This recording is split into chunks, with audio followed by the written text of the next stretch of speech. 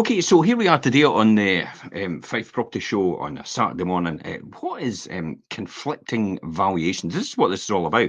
How do you know which agent has actually given you the right price and the right valuation? So we're going to go into a bit detail. There's time and time again, I'll go out to some properties and I'll ask the buyer, the seller, exactly what their price point is and where they're thinking, and then they come up with a valuation. I ask them where it's come from, and then all of a sudden, Richard, it comes from the other agent. It's Yeah. like, and I'm thinking, wait a minute, that doesn't correspond with all the comparables I have, is exactly what the surveyor does. So why is this different? And then when you probe a bit deeper, you kind of find out that it's been a figure just plucked out the air based on Yeah. what they think they can get. And it's like, okay, that's market price, but what is your home report valuation? Because home report valuation in Scotland is the starting point for everything. If you Yeah. do not get that right, you're on to a loser straight away with your property. You could knock tens of thousands of pounds for higher priced properties off the value of your property just because you've not got the starting point right. Now, I'll tell you one recently, Richard. I was out to it.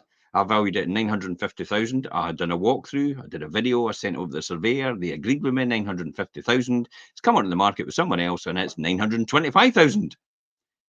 25,000 just like that, knocked off the home report. Do you think my advice was worth it in the first place? Now, give you a bit of Yeah. background, I actually refused to do this one. Hence the reason why everybody's going, well, why did you not just get it then? Well, I actually refused to do it. There was they wanted me to do something completely different than what our proposition was right now. And it's like asking McDonald's to produce a flame grilled burger. It's like, wait a minute, That's that's what they do. that's That's Burger Burger King. King. Yeah. That's what they do. We are experts in digital marketing. We are experts in negotiation. We are not up for we're not up for changing a system that works on a precision target marketing basis. Imagine It's putting just your that, home in yeah. the market in spring and then missing two of the best seasons to get the best price and finally selling for less money in winter. How disappointing would you feel? Wow. Unfortunately, it's not the unusual. It's not an unusual tale. We meet far too many disillusioned sellers who've been struggling to sell for months and months after being misled on the price point in the first place. Now, that's not to say let's not have this a game of ping pong with other agents. It's the very fact that the information and the comparables are all backed up and the price point is backed up with comparables in the area, then that is the right valuation for the home report. But there has to be evidence behind it. It can't just be made up based on what you think it might actually be achievable. It has to be it's almost like an exact science. I'll give you an example. Yeah. So somebody buys a property 3 years ago. Now, 3 years ago, we know the price point of a property, so they bought it for 200,000. Now we know in the last 3 years, property prices have gone up about 20 to 25%. So if they've done nothing to it except keep it clean and tidy, then your comparative indexed amount for appreciation should be anywhere between 240 to 250,000 for the new valuation for the home report itself, based on that. And then you can compare it against what's on websites. What are you getting for that price point, 240 to 250,000? And if you're getting far bigger and far more better properties, then yours is probably slightly less. If you're getting less for that money on the websites, then your property could be a wee bit more than that as well. What's actually sold recently is another comparable. And we'll go into it and why this is the case and why this all comes to a conclusion about that's where your valuation should sit right now. So getting an unexpectedly high valuation for your home can be pretty exhilarating. But if it bears no relationship to the recent sales in the area, then there comes a lengthy agency lock-in as well. Your move could be a very long way off, I would say.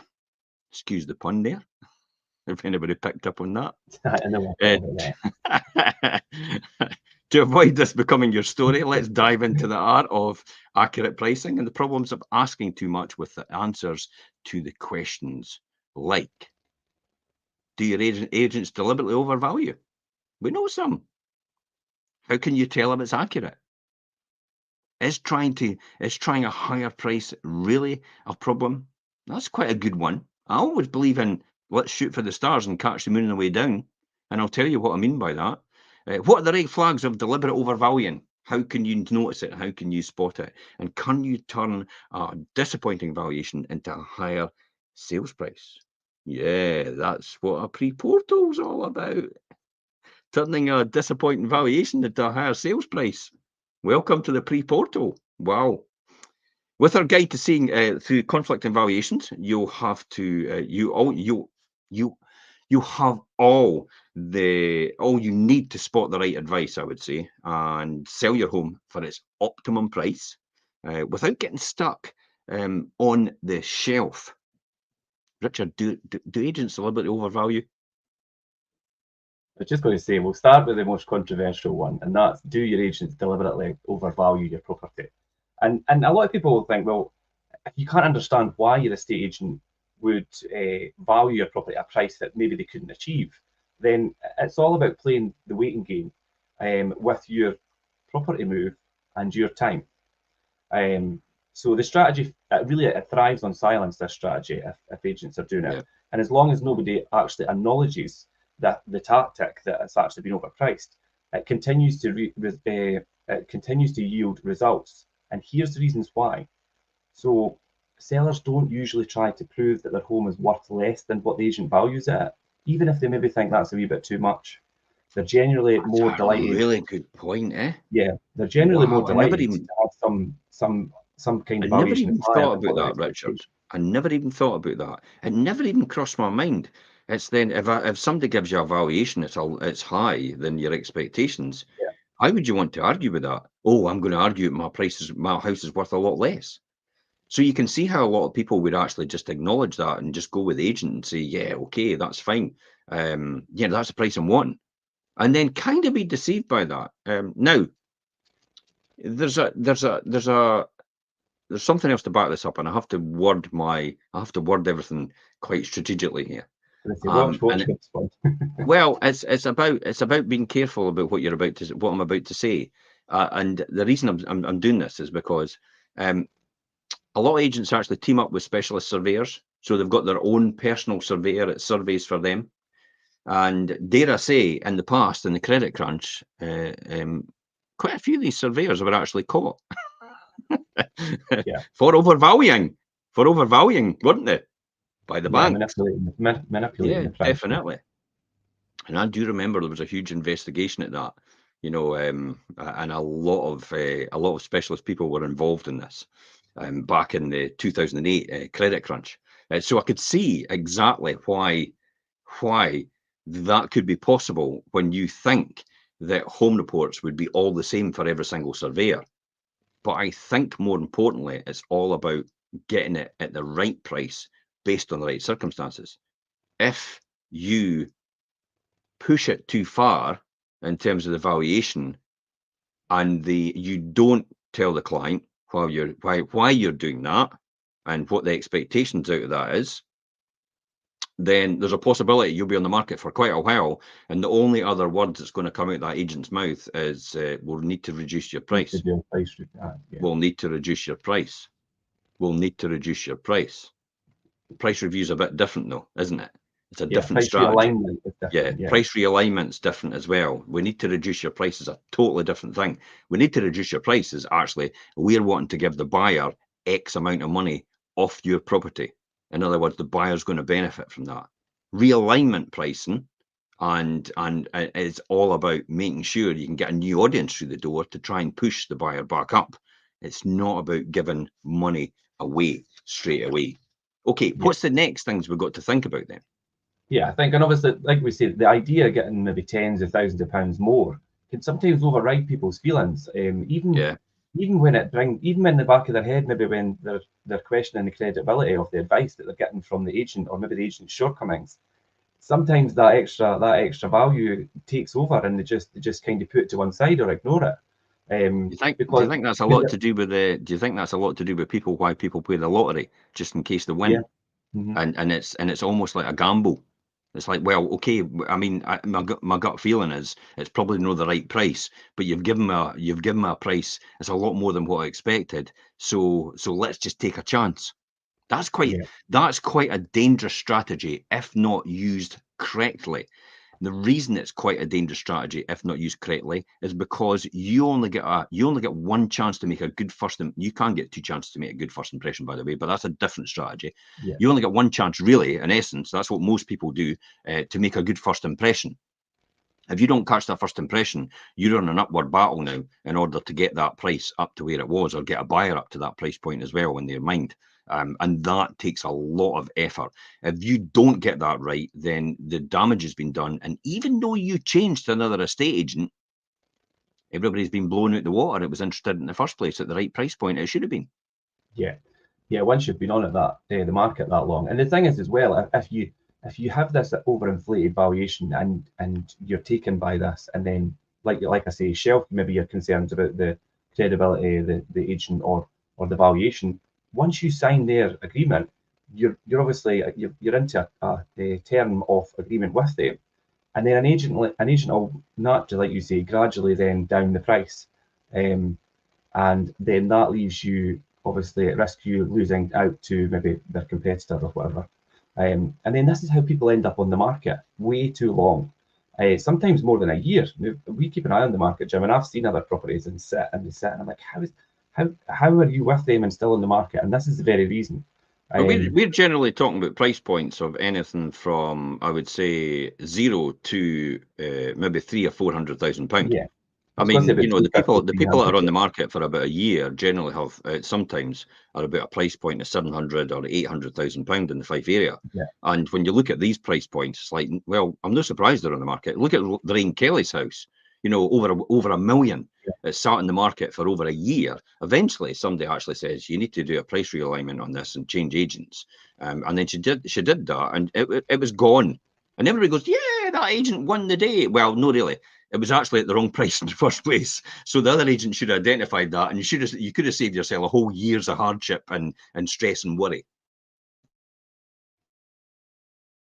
So I think that was the main thrust to why that happened and why that would take part and and why Lorraine Kelly's house sat for so long. So um, it's it is the idea of getting thousands of pounds more is attractive, but you have to have something to back that up. And I think if you're going to go with that strategy with an estate agent, because it is possible, remember, then they have to be clear to you about why they're using that strategy, and if that strategy doesn't work, what would the next strategy be from that, and what to expect.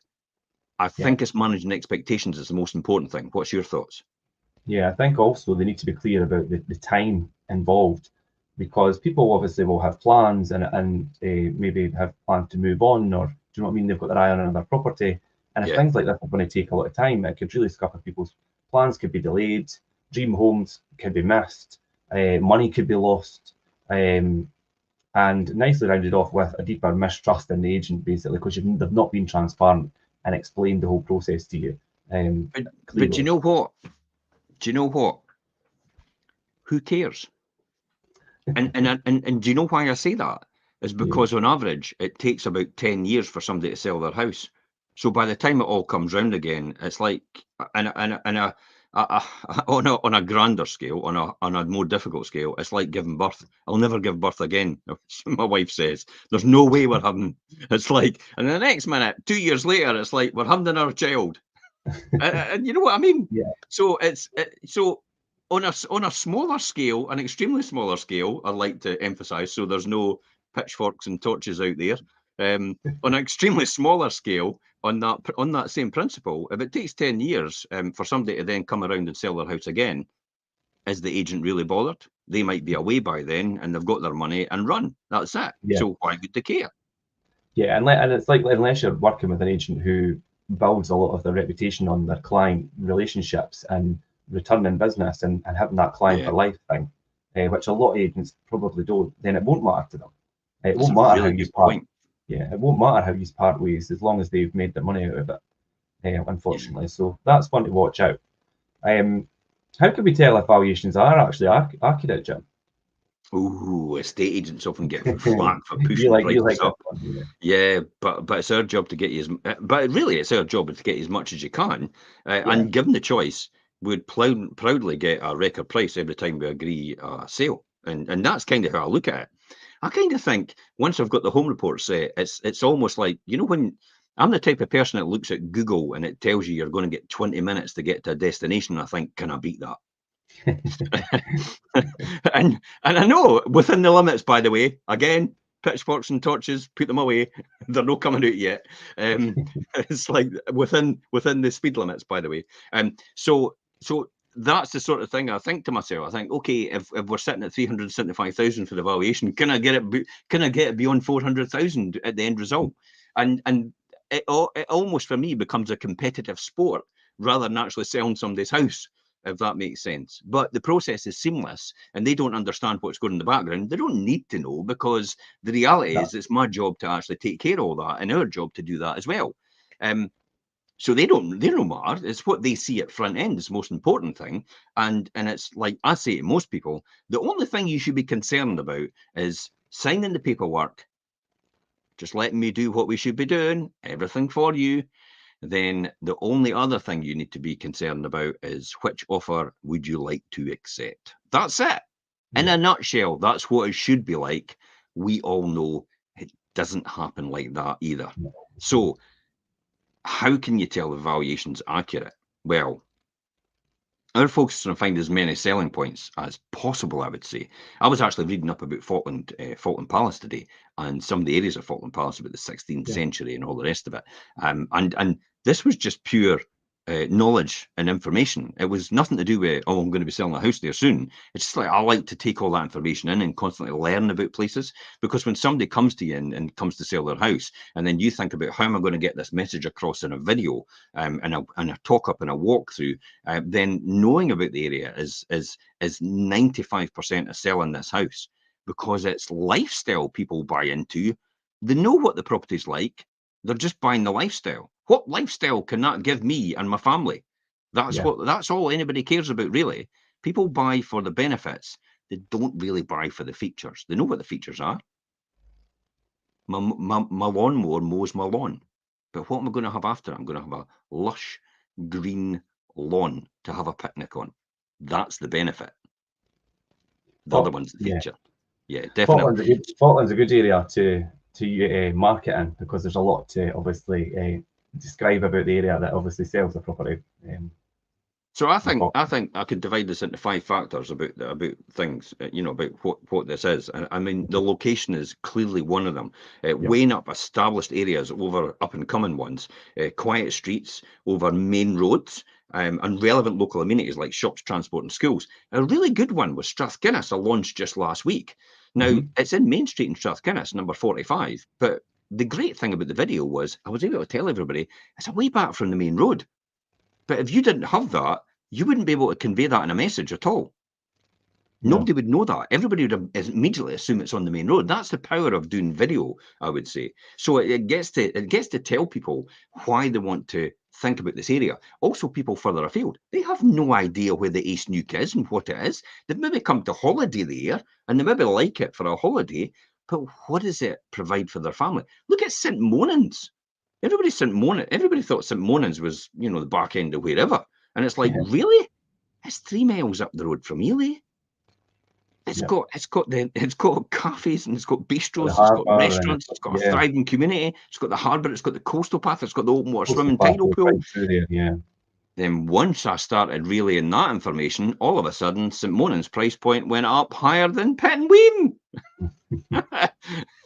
How is that possible? Clever marketing, clever strategy. That's all about, digital marketing strategy and negotiation at the end. This comes in then on the transport links, how close it is to, how easy access it is to St Andrews. A lot of people would actually I'm not really keen on staying exactly in St Andrews, but I love the prospect of being near St Andrews. Well, it's about 11 miles from St Andrews as well. Why would you not want to stay there? You're right in a coastal village and you're paying a comparatively less price in terms of having to live in mainstream St Andrews, which goes into almost like hibernation in the winter because all the students disappear, 50% of the population. So that's why video talk-ups and talking about location is the most important thing, because people from further afield, even outside the area, don't have a clue. You know how I picked up on that? Because I think everybody knows St Andrews, the home of golf. And when I was climbing Kilimanjaro, I turned around one of the guides when he said, "Where are you from?" I went, "Well, I'm probably about 20 miles outside St Andrews, the home of golf in Fife in Scotland." And he went, "Where?" I went, "St Andrews, Scotland, where the Open's played, one of the biggest events in the world of golf." "Yeah, I know golf, but I have no idea what St Andrews is." I went, "Wow." That's And funny then how I started to probe that and actually ask a lot of other people there as well, but also further afield. And I still keep asking that when I go around the world. And it's amazing how many people still don't know where St Andrews is. And yet that's one of the most popular destinations and televised on television quite a lot. yeah. And the university as well, #1 in the UK. So, and that tells you everything. That tells me everything. And the fact that people still don't know about areas and they need to be educated about why they want to live in that area and what benefits they can have of living in that area from them and their family. Accommodation's a really good one as well. The number and the size of the rooms, along with any outside areas like the garden, the roof terrace, and whether there's a garage or a parking space. The great thing about Pilmuir Farm Cottage that I put on the other day as well is the bit out the front is actually part of the title, so you can park off road. So you've got your own parking bay to the I've front. seen that, yeah. Yeah. And there was, everybody thinks that's part of the road. It's not. I checked the title. It's actually part of the property. And then you've got that front garden you could sit in. You've got a massive back garden. You've got ample opportunity to go up again and develop. And you've got ample opportunity to go out because next door and that's done it as well. And when you check out the outbuilding, it's brilliant. It could be converted quite easily. It's got a new roof on it and everything. Yeah. How could you convey Going that? up on that one, the views as Yeah. well. How could you convey that into photographs and descriptions? You can't. That's why video is so important. It's getting the message across. That's the most important thing, isn't it? But I'm not talking about silent movies. I notice a lot of people are actually beginning to, move away. A lot of agents are actually moving away from the silent movie format. But they're not actually doing anything else. They're just doing photographs and descriptions. They've just reverted back to old type.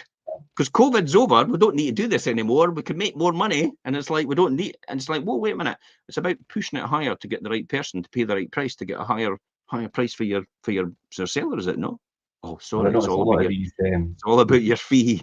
It's like no, it's about getting a higher price for your seller. Gives them more choices and benefits to move on. These 3D. You'd notice, sorry, Richard, what you were saying. I was just going to say these 3D floor plans are becoming quite popular on listings I've seen as well, which are okay as a floor plan, but that's in place of a video now. Do you know that went out of fashion 15 years ago? And remember we used to see that in the US in 2010, 2009. The US were going, yeah, 3-dimensional floor plans. And it's like, okay, right, okay. They're just gimmicks. Yeah. It doesn't That tell was anybody. way back when I started. Who's going to sit on their mobile phone and go click, click, click, click, click, click, click, trying to look about? It's like, that's so infuriating. Yeah. Trying to go around the house like that. That's just take me through, start to finish. Make it easy for me. Make me want to buy the place. Give me the reasons why I want to buy it. That's how video is so important. I think that's how talk up in video is so important. Or I'll tell you what I'll do. Whatever your favourite programme is on television, let's take that and let's just give you the script and the photographs to look at and read. But we're not going to let you watch anymore. We're just going to give you the photographs of the people and the script. How many people would engage? Not really all the people that would actually watch it. A lot less, wouldn't there be? And literally, that's how traditional estate agency's done. Photographs and descriptions. A script and photographs. No video, multimedia, or anything like that, especially in this type of market and where we are right now. And how digital is so engaging and actually keeps a lot of people entertained. And I mean entertained because a lot of people watch our videos just for watching our videos because they like looking at all the houses, but they love the tours. But now and again, it can influence them to actually buy or recommend the property to someone else, and that's the whole point. Condition. Assessing the level. How can the valuation? How can we tell it's accurate? Well, we've looked at location. We've looked at the accommodation. We'll look at condition now. Assessing the level of modernization, if it's got any, if it's needing updating, as well as decorative style and overall presentation. I mean, you get some cracking properties. I seem to be saying a lot of the times now, finished a high standard, finished at an extremely high standard. It's maybe our market, it's maybe the people that get us out that actually, you know, attract towards our brand in terms of what we're doing. But I seem to be saying that a lot more. But it is what it is, eh? If that's what it is. I've seen that. Yeah, I've noticed as well. So condition's a big factor as well. Feature condition actually can make a difference between what 10 and £20,000, depending on what it's like. Features is a good one. Unique selling points. Many original features. Victorian period property. Good sized rooms. Huge ceilings. Big dining kitchens. Open plan kitchen lounge dining features. Some of the things. Great views. Natural light coming into your absolutely fantastic kitchen, or you know, maybe a sumptuous bedroom suite, or going into an ensuite which is upmarket. You know, I did one recently and in Crail, Denburn Place. So that was a really nice one, 2-bedroom, 2-reception, upper apartment, and it was ready to move in. Yeah. To be honest, it was used as a serviced accommodation, Airbnb before. So there's no surprise it's in mint condition. So that'll make somebody a wonderful home. The great thing about that, though, is when you've got things like that and the good condition, it makes it easy for somebody to get a mortgage at a higher rate. Therefore, it makes it easier for them to buy, and you open your market to a lot more buyers, potential buyers, as a result of that. Yeah. Comparable homes is the one that I talked about, Richard. Using recent data of similar nearby sales, homes that are sticking for a tangible picture of current market values. It's the 3 different ways. It's the indexation if you've bought it recently, done any refurbs, add that on and index it up. It's what's on the market currently right now, and then it's also what's actually just recently sold. So sold over the line. So we know what the confirmed price of that is. Yeah. And a typical example of that is if you've got 2 exact properties exactly the same, and you've got one at 250,000 just sold the month before, then more than likely your home report for the one next door, it's exactly the same, if not a little smaller, would be 250,000. But then how does your agent get 305,000? Do you know, it's amazing. Yeah, I know what one you're talking about. I know how you've done that. That was great. But it's amazing how many people. That's clever marketing. Yeah, but it's amazing how many people don't question maybe how their agents have got their valuation, or if they do, the agent can then demonstrate, well, this is how, because they've not actually done this properly. And sometimes, unfortunately, and watch out for it, they just pluck numbers from God knows where, but they don't actually do the back work and look at the comparables and have that evidence to support their valuation. I think every single time it should be a standard question. You know, where did you get that valuation from? What data or information have you got to support that? I think that's the most important thing. What data or information? So if you're looking to sell your house and you've got an estate agent sitting in front of you, you should ask the agent as soon as they tell you the valuation. Let them tell you the valuation first, and then say to them, so where did you get that valuation from? Is, you know, where's the comparables? What's been sold in the area that's similar to mine that actually gave you the idea this is the right valuation for the home report purposes, because that's what it is. All they can give you right now is the home report valuation. They cannot give you market value really, because they don't know where that's going to land, because they don't know where the buyers are and what they're prepared to pay. However, if they've asked their buyers about their budget and their what they can pay, I think that's a really good measure about assessing what market value could be for certain types of property. And keeping a track on what their current run rate is, in other words, what their current success is. So how much more than the home report value currently right now on average in that area they are actually getting for a property like this. I think that's a really good one. Now I keep these analytics all the time, right across Fife, but also in the regions. So I know exactly what we're getting over home report on average in certain microregions. Now, microregions I'm talking about are St Andrews, East Neuk, Cooper, Leavenmouth, Glenrothes, Kirkcaldy and Dunfermline. So split into microregions because they've all got different price points, they've all got different aspirations. You get more over the home report value than you will get in the Leavenmouth area and the East Neuk area. Same with the Cooper area. Yeah. But sometimes when you go to the Glenrothes and you go to the Kirkcaldy areas, it's not as much because it's a different type of property and it's a different type of market and it's a different type of buyer. And I think that's what people need to understand. Yes, we can talk about Fife in general, but when you break it into micro-regions, you know exactly what people would be expected to pay in each micro-region for over the home report value for a property like whoever the person that's sitting right in front of you. So these are measurable comparables and factors not only to tell you if your valuation makes sense, they're also how buyers decide which homes will make it to the viewing shortlist. So it really does matter. Yeah. Remember, you're gonna be in a list on your phone. Your phone's gonna sit here. I've got my calculator there now. Can't see my phone. Your phone's gonna sit here, and people are actually going to see this as the first property on your phone. And then what they're going to do from there is they're then going to scroll down. I've got a phone here. Actually, give me 2 seconds. Here we go.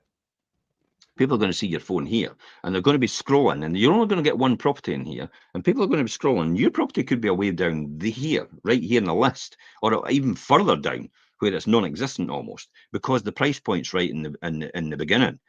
You've not got the price point right on the socials, and I mean, in other words, for God's sake, do not, if you've got a valuation of 200,000, put your price on it. Offers over 199,950. No. Oh my goodness. And I've seen it happen still. Yeah. It's like, because you've missed everybody from 200,000 onwards. If you've got a valuation of 200,000, you put it on at 200,000 and see how it goes. You've got everybody up to 200,000. You've got everybody beyond 200,000, but you're the cheapest property from 200,000 onwards. Think about that.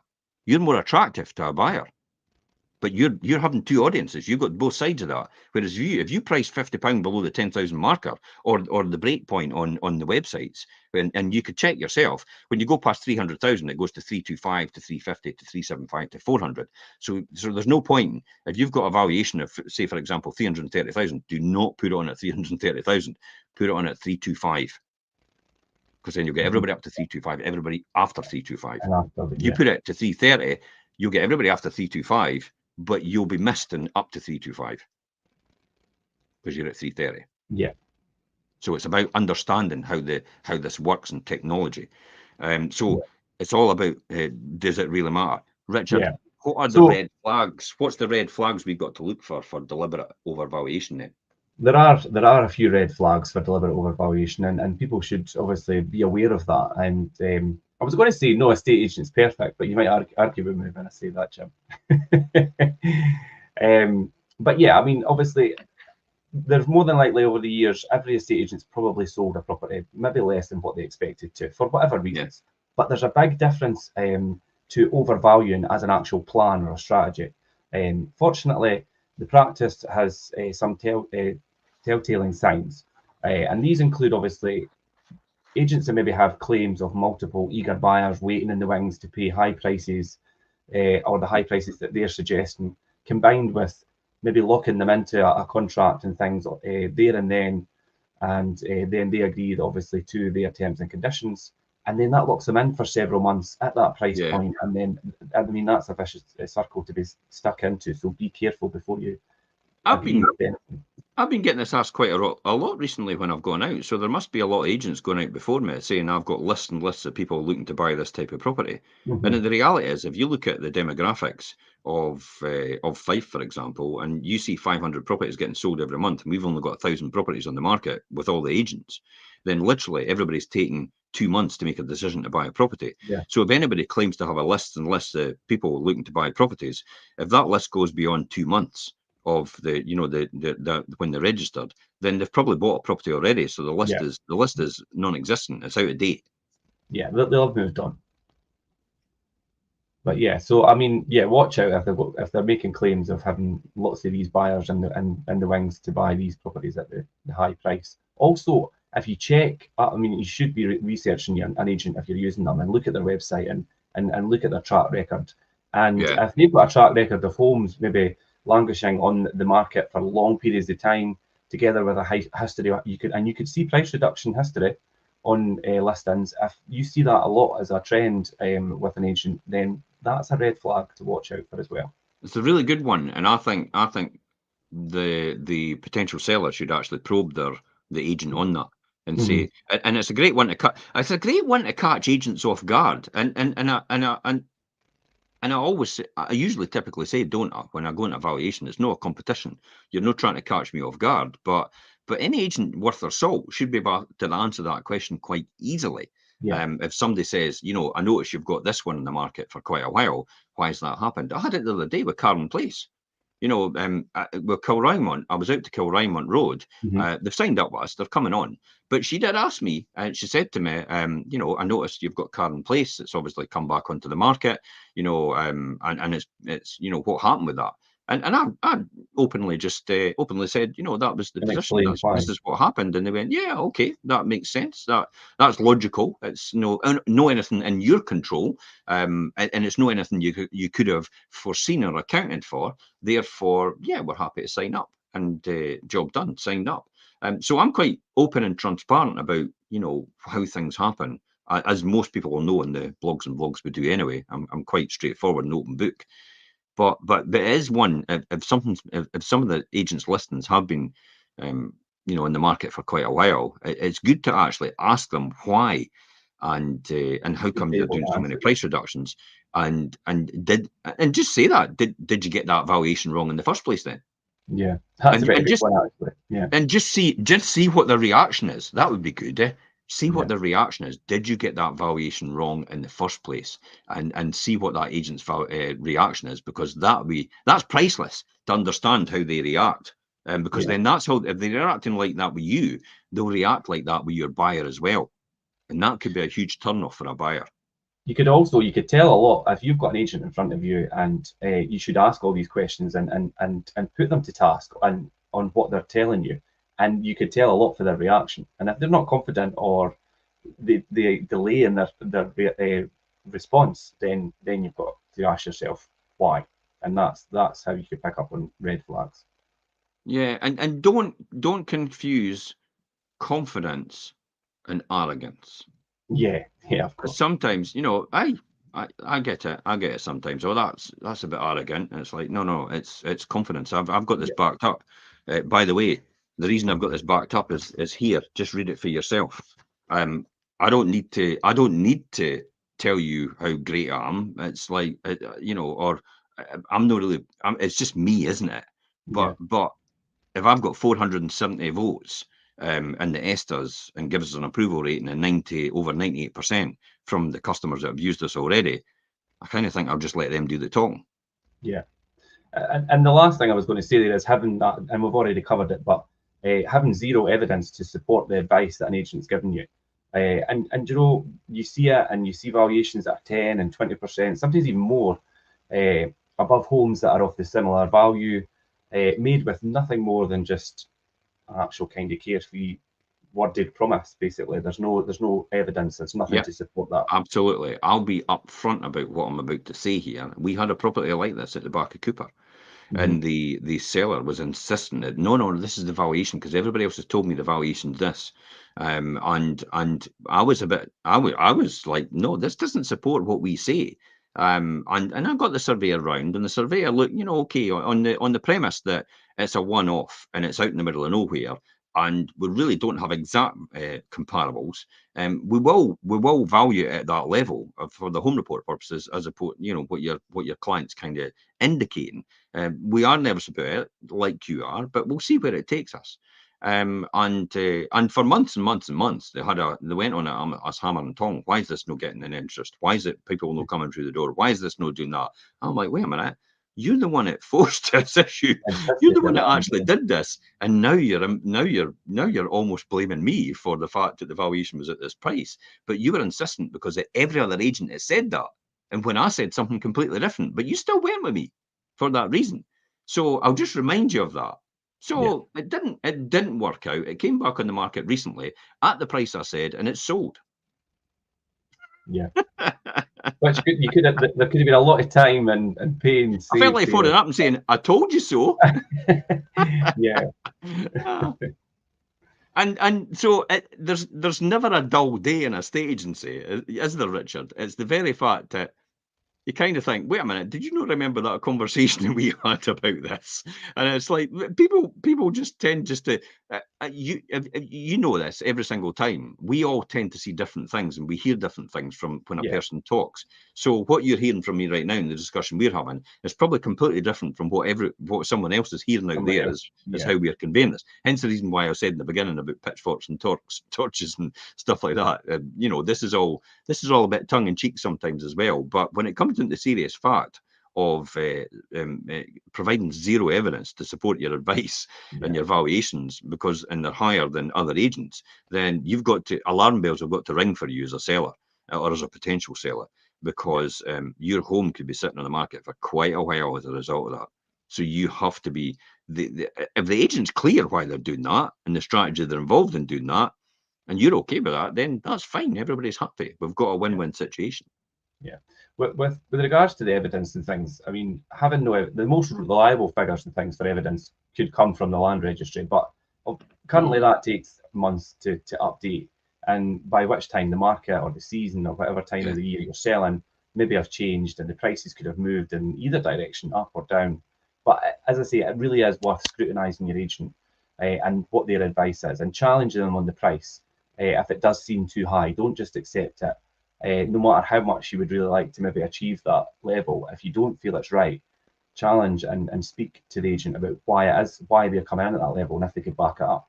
But then, and it kind of falls into what you were saying there, Jim, and I was going to ask you. So, I mean, people might say, but then what is the problem with trying to achieve a higher price? Or is trying a higher price really a problem? Or can you do it? Yeah, that's an interesting question. Just before we leave that previous subject, I'll just quickly comment on that. It's amazing as well. Sometimes you'll get the story from a potential seller about when you produce a land registry figure about the fact that, oh well, I know the history behind that seller. They actually sold it cheap to someone else just to get that deal, and it's like, no, they didn't. It's like the story's made up as if to say my valuation should be a lot Yeah, it higher. should be It's like, higher. well, it's like we're not going to get £500,000 for a one-bedroom flat in Methil. It's no possible. So and then that's when it says, you're absolutely right, Richard. Is trying the higher price really a problem overall? Well, let me explain. If we said to you, our recommended asking price will make you invisible to buyers of homes like yours and only target people who want more for their money, you might question our wisdom. Yeah? Yeah. Dressed up differently, however, and you could be tempted to follow our advice, but there are repercussions to being on the market for a long time at a price that's too high. And these could include, I think, getting attached to an inflated value, then resisting price reductions, because the idea of getting more money, that was never there, by the way, won't go away. Yeah, it takes over. I've done this. I've seen this before, where it's like, we don't, because you've got an isolated property in the middle of the countryside, and there's very few properties round about you. We're kind of thinking it's this sort of price point, and the surveyors agreed with me that we'll try it at this price point just now, but just be aware that we might have to realign the price downwards.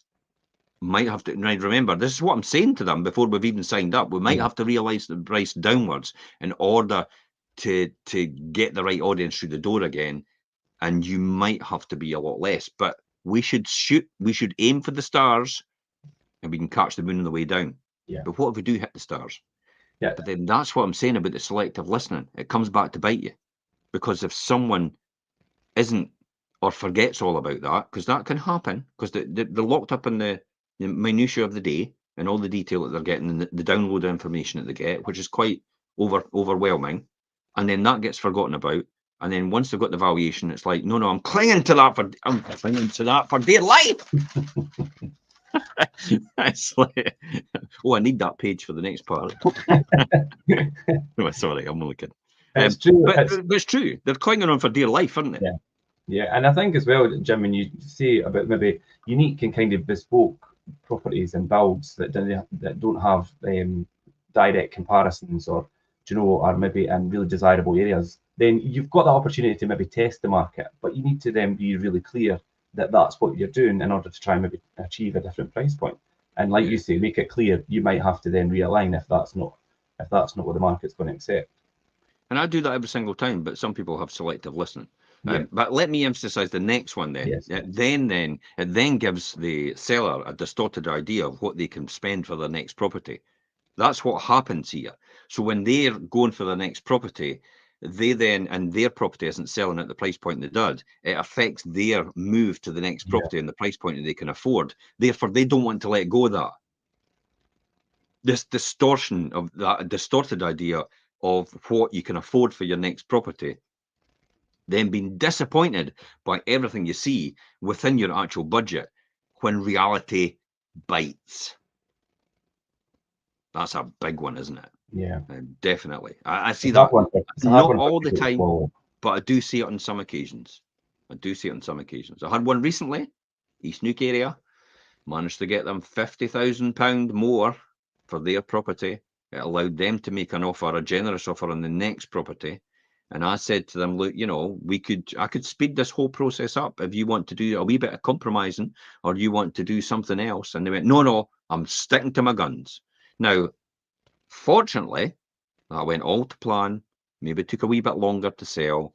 We made sure we managed it all the way through and made sure everything worked and everything was in place and kept everything in place. I'm not really sure anybody else would have done that, to be honest, because that's extra service way over and above what you're actually required to do. Which is, I mean, in essence, most estate agents are just you know, I'll put a property on the market, I'll put it on Rightmove, put it on prime location. If I get viewers, I'll send them round to you. You can take them round. No negotiation skills. You can take them round, show them what's going on, and then we'll phone them up and we'll ask them what they think. And if they tell us they're making an offer, we'll send that to you and we'll ask you what you think. What did I just pay for? Yeah. What did I just pay for? Sorry? What did I just pay for? I thought I was going to get a skilled negotiator. I thought I was going to get somebody that was going to market my property at a bigger audience and actually show the value of my property so people would actually want to pay more. Yeah. But what you've delivered to me, in essence, is just like something I could have done myself. My 5-year-old child could have done that better, or just the same. My cat could have probably done it better. And that's what people don't understand. They don't actually get that message across, and they don't understand that the value at the end is more important than the fee you're actually paying. I clearly demonstrated recently to someone that actually the amount I'm going to achieve at the end of this would offset the other agent doing it for free. And I'll still charge you my fee. And if you don't think that's going to happen, we'll discuss a different price point at the end for my fee. Happy to do that. It's called being hung by your tongue, pinning your colours to the mast. Yeah. If you know you're that good, then give people that commitment. Definitely, I would say. The other one as well is about a higher price. Is it a problem trying to achieve a higher price? A visible trail of stagnation on the portals that either puts buyers off or encourages them to make lower offers. It's the low ballers. But you know, even worse, it's when your agent buys into that same strategy or that same mentality. How is it possible for me to buy 20 properties for my portfolio in lockdown in a boom market, and almost every single one of them were below the market value or home report? Yeah. That's astounding, isn't it? And it's because they'd sat on the market for quite a while, but they didn't see what was coming. They didn't realise how good a negotiator I was. But then nobody does, do they? They don't understand what's going on. If the person's a really good negotiator, you just don't see it. And I was able to do that. How is that possible for another agent to have a property, especially at that time in the market, on a boom market on at 65,000, and then end up selling it to me for 45,500? Yeah, that was a good one. It's mental, eh? Yeah. What would you have thought? I'll put it in 60 grand and I see how we get remember on. the agent as well, and it's like it's just obviously appalling. okay. Yeah, okay. I think you should just pack their bags and just drum themselves out the market.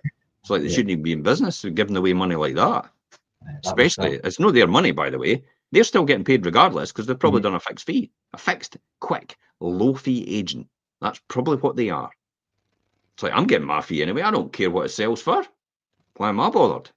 And the owner's 20 grand down. Yeah. I'm 20 grand up though. Yeah. Because then I put, what, 12 grand into it to refurb it, and it was valued at £85,000 after the 12 grand by a surveyor. Released all the money back out, no money down deal, infinite returns. Yeah. Rented it, and it still makes money all the time. A good rental as well. Yeah, definitely. And I did that a lot more elsewhere. So it tells me straight away with being a property buyer exactly how everybody else operates. Hence the reason I can say most of these things with real great degree of confidence. Because I know what the experience is like, just like every other buyer. Mm-hmm. You'd think most estate agents would work that out and give me a premium service, to try and put me off competing against them. But hey ho, I notice all the weaknesses in everybody, and that's what I take advantage of. So it can leave a visible trail of stagnation on the portals, and it can put buyers off and encourage lower offers. However, if your agent is really good and skillful at they are, they can often get that up. We did that in St Andrews. I remember the gentleman actually came to me and says, "Look, my house has been in the market for 6 months. I'll be getting lower offers now." I went, "No, you won't. And the reason you won't is because your buyer is probably not in the market yet at this point in time." We ended up selling it for over the home report a couple of months later. Because we didn't accept that narrative. We wouldn't accept that narrative. We wouldn't buy into that. The fact that, just because it's been in the market a long time, people should offer lower or make lower offers. It's funny that the seller was just ready to accept that, and that's what they already had in their mind. Aye, and that's what it is. This is why a skilled estate agent and a good estate agent and a knowledgeable and experienced estate agent is worth their weight in gold. Purely for the fact that the resignation you've got in your mind can often not be become by your estate agent because they understand that. Whereas whereas I know this by personal experience, because I wasn't a estate agent at one point. The resignation at your mind can also be taken advantage of by your estate agent. Yeah. In other words, if they realise that you're happy to accept a lower offer, they might just it's an easy option for them to get rid of your property in a full swoop. Yeah. And for you to lose maybe £5,000 or £10,000. And then still get paid. And they still get paid. And then you have to go back and think to yourself, what was the differential between that agent that I just had and the one I thought, you're too expensive, I wasn't going to sign up with you. You're probably talking about £1,000. £1,000 or something. Yeah, 1,000 or £2,000. And it's like, and there's £5,000 or £10,000 you've just lost. A lot of people just, I would say about 50% of the market don't get that. They just go for low fee all the time. They think that's the most important thing. I even had somebody that's got a £500,000 property saying, "I've never paid more than 1%. Good luck then, because you're not getting me." And you're still on the market today with that same estate agent for St Andrews, that upmarket estate agent. They're still on the market now.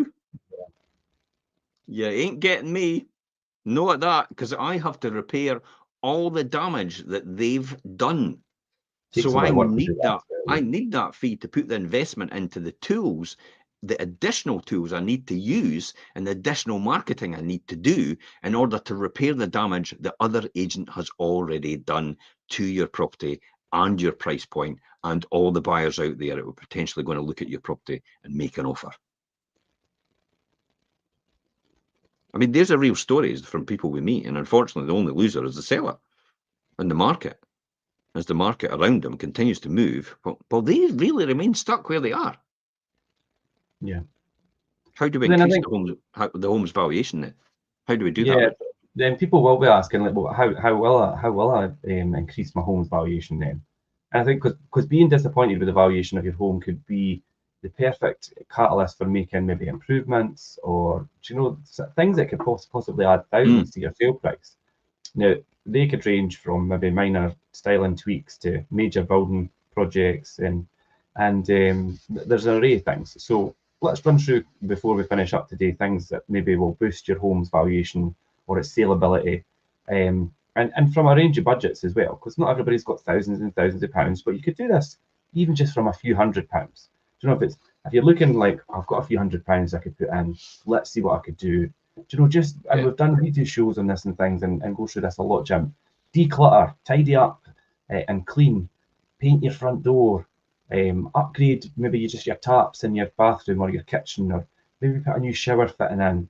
Accessorize with maybe different textiles, and add plants and stylish pots and hang mirrors. And you might not live in a very stylish property because that's not maybe you, but for the purpose of selling, implement these things and get more light in there, and it will really increase your saleability of the property, and it will make people want to envision themselves living there, and ultimately they'll pay more for it. Definitely, I would say. Yeah. And that's something you could do even just with a few £100. Then obviously if you look at maybe, right, I've got a few £1,000, then that's when you can start to look at, right, okay, let's maybe look at changing the kitchen cupboard fronts or the worktops, or even if you've got integrated appliances that are really old and things as well. Swap out maybe baths for walk-in showers if it's going to attract the right kind of buyer. If you've got maybe a flat or an apartment and you're thinking, right, it's going to be working professionals in here, then a walk-in shower is maybe going to suit better than the old bath that's in there. Put some luxury things in the garden, or redecorate outside, a liquor paint and freshen up outside, or even create parking space. If there's a front garden that could have parking, and you've got a couple of £1,000, make parking out the front, parking and storage and all these types of things are big selling points. Yeah, I've put a quick decluttering in the comments there. A decluttering from a couple of weeks ago that we did. Expert decluttering advice for people. Yeah. So if you're wanting to go full booner then, and you're wanting to push the boat out and possibly spend tens of thousands, what could you do? Well, is it worth it? Yeah, this is what you need to be careful, because if you're going to start ploughing in tens of thousands of pounds, are you going to see it in the valuation, or is it going to be a waste of your money? But you can look at things, maybe add a bedroom through an extension or a loft conversion, to create extra bedrooms. So you can make your property from a 2-bedroom to a 3, or a 3 to a 4. Replace windows for more light, and maybe increase the energy efficiency.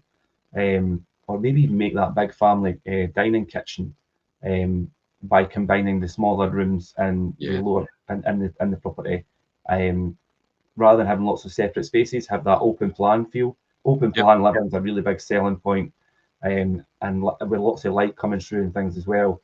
But like I say, if you're going to spend tens of thousands, make sure you're doing it properly. Get advice from somebody where to do that properly. This is why I often get this, where I walk in the door and somebody says, I'm about to spend tens of thousands of pounds on this and that and this and that. Yeah. And almost every single time I'd be a millionaire. Well, the amount of money you save people, but I could be another millionaire. Another one, yeah. I could be a millionaire if I gave this advice every single time, because I do every single time. The amount of people actually, when I walk in the door, they say, oh, I'm going to spend tens of thousands of pounds on my property, and every single time I come back with saying, just go with what it is. Yeah. It's very, very rare that I'll actually say to anyone, oh, you need to change your kitchen, your bathroom, and anything like that, because you'll never get that money back. No. I was up to someone in actually Methil Haven Road. And it's a cracking property. It's absolutely beautiful. And he started to talk about putting solar panels and a ground source heat pump on. And I went, you'll never get that money back. Have you seen across the road, mint condition's only 200,000? It's like the same as yours, but it's mint condition. Yeah. And by the time you've put that on, you'll have put 250,000 into this in total. You'll never see that ever. You'll never get it back. And he went, okay, that's answered. And sadly, the boy who was actually going around doing the renewable survey was actually tuning into that. So I think he realised at the end of this conversation he wasn't going to get any business out of this. Yeah. The thing, they're the sort of things that they're not going to add value for you selling it. If somebody buys the property and they intend to be there for a long period of time, they could put in the ground source or the solar panels to benefit themselves for them living there. That's different. But to do something like that, it's not going to transpire in your valuation. That's wasted money. Yeah. if anybody's thinking about this, about, shall I do up my property, and you don't want the advice of an estate agent and knows what they're talking about, I'll give you my rule of thumb case right now. Mm-hmm. As soon as you start painting a ceiling, then it highlights the cornice or the coving hasn't been painted. Yeah. As soon as you start painting the cornice or the coving, it also highlights the walls haven't been painted. As soon as you start doing that, then it highlights the skirtings and facings haven't been done. So you have to do them. Then it highlights the doors haven't been done. Then once you do the doors, it highlights, guess what? The hall hasn't been done. The carpets look shabby. No walls for there, yeah. Yeah, it's like, wait a minute. It's like I only went in for a loaf of bread and you come out with 120 quid's worth of shopping. Yeah. It's kind of like that when you're doing a property up. Where do you start and where do you stop? Yeah. And it's almost endless, because then your standard of perfection is different from someone else's standard of perfection. And you know what happens? Most people just paint over it, they decorate, they put their own kitchen in, they put their own bathroom in, and you wasted all your money and you never get it back. The only way you're ever going to get money back in that is if you're doing a property flip and you've done it correctly. In other words, you've probably bought it below market value. You've been savvy and done a lot of the work yourself, and bought all the kitchens, bathrooms. You've bought them at good prices. You've got mates that do mate rates for you, and all the rest of it for when they're fitting stuff. So by the time you've put all your time and effort into this, the capital gain that you're making is your reward for the labour and the effort and your knowledge and expertise that you've put into that property. Capital gains tax is a lot less than income tax, by the way. I was watching that this morning. A very clever accountant was actually talking about that. I thought, yeah, okay, the wealthy, capital gains tax and dividends, that's where they make their money, because it's all less tax. Yeah. And that takes us nicely onto Wealth Creation Show. What are we going to be talking about in the Wealth Creation Show on Monday? Monday, 12:30, we're talking about generational wealth. Ooh. And how to build that. That's going to be a good one. I'll need to watch that then. Yeah, I was looking. I'll need to watch it. I tell you what, I'll just leave you to get on with it and I'll watch it. And I'll tune in, because it's like, I'm still trying to work all that out. Well, it'll be good. It'll be a good one to discuss. Pass it on. And we touched slightly on it last week about you were talking about insurance policies and things, Jim, as well, and setting up trusts and all the rest of it. So we're going to cover all of that on Monday. So it'll be a good show. 12:30 live on Monday, Wealth Creation Show. How to build generational wealth. Okay. Yes. I'm still learning, by the way, for anybody that's out there. So the whole point of Wealth Creation Show is all about a learning opportunity for everybody around about, including us ourselves. Yeah. And I think that'll be a really good show, really good content as well. Just to finish off here, then, if you're struggling to sell or getting conflicting valuations from agents, then by all means, you pick up the phone, message us direct, email us, whatever you want to do. We're kind of about all the time on social media. That's where you'll more or less find us in Messenger and any other channels possible. And if you really want to, you can use snail mail. What happened to all that? I remember I used to get letters from people, actually, when I first started. People used to write in and say, I'm needing you to come out and do a valuation on my property. I remember these days where people used to write into you, because there was no email at that time. Nobody used email, really. And you had people actually still writing into you saying, I need you to come out and do a valuation. Like, wow. And now it's like, I need you now, tomorrow. Yeah. This afternoon. It's an email or a phone call or obviously WhatsApp or whatever. Could you come tomorrow? Yeah. So, it's all about getting you right on the right track, get you moving and all the rest of it, and getting you more value for money, getting you the better end result in order to give you better life choices moving on. Thanks for coming on the show, Richard. That was good. Yeah, good content, good information today, and we'll look out for us. I'll look out for you. We'll see you on the Wealth Creation Show anyway. And and until next time, guys, it's bye bye from us. Thanks, Jim.